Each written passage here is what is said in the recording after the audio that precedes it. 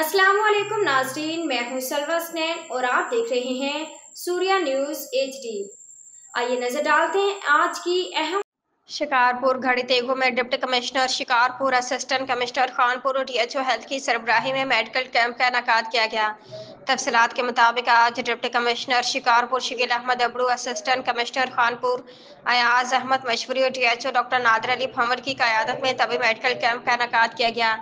शिकारपुर के घड़ी तेगू और गिरदनवा की कच्ची आबादी में डाकुओं के खिलाफ जारी ऑपरेशन की वजह से आसपास के देहात और उनके लोग मुतासर हुए और वहाँ ना कोई अस्पताल और ना ही तभी सहूलियात। इस सूरत हाल को मद्देनजर रखते हुए जिला इंतजाम ने महकमे सेहत शिकारपुर की टीम व एम्बुलेंसेज 1112 मोबाइल सर्विसेज और DHO हेल्थ शिकारपुर, नादिर अली भंवर, डॉक्टर्स, पैरामेडिकल स्टाफ के हमरा घड़ी तेगू में जारी ऑपरेशन के दौरान कच्ची आबादी के नवाही देहात में खवातीन, मर्दों और बच्चों का मुफ्त इलाज किया। इस मौका पर डिप्टी कमिश्नर शिकारपुर शकील अहमद उबड़ू ने कहा कि कच्ची आबादी के आसपास के देहात जो इस ऑपरेशन से मुतासर होंगे।